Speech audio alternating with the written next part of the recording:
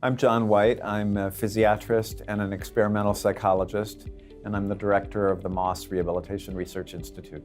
The FIM, as probably most people know, is a measure of functional independence. It looks at primarily self-care activities, mobility, and cognition.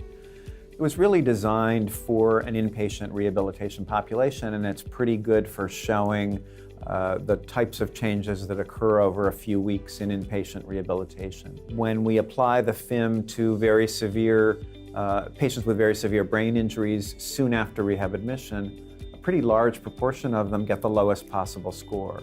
But they're not all identical. They are quite varied, but they just are all below the bottom of this particular measurement tool. Even those very impaired patients, if we follow them out to 1 year, a pretty large proportion of them all get the highest possible FIM score. But they're not all the same. They're not all back at work. They're not all emotionally well adjusted.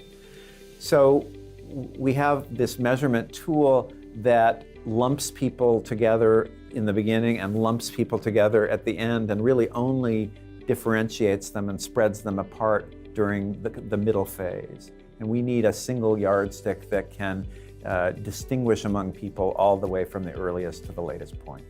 This particular study is one of the module projects. That's a term that comes from the Traumatic Brain Injury Model System, which is funded by NIDLR, the National Institute on Disability, Independent Living, and Rehabilitation Research. We hope when this study is done that we will have a proposed set of items that can measure this longer span of recovery.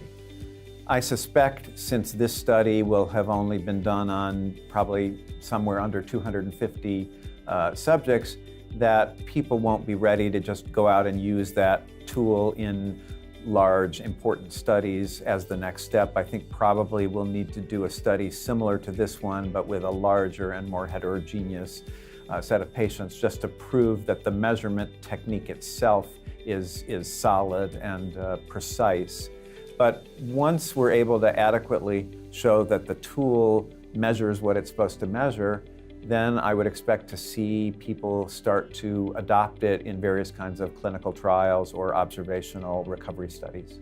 Physiatrists who are looking at treatments to consider for their patients, of course, need to be able to compare different treatments that are studied in different randomized trials and other kinds of studies. So I think since physicians are frequently involved in trying to review literature and decide on the most effective treatments in order to prescribe them or to recommend them, having a measurement tool that can help with this task will be really important.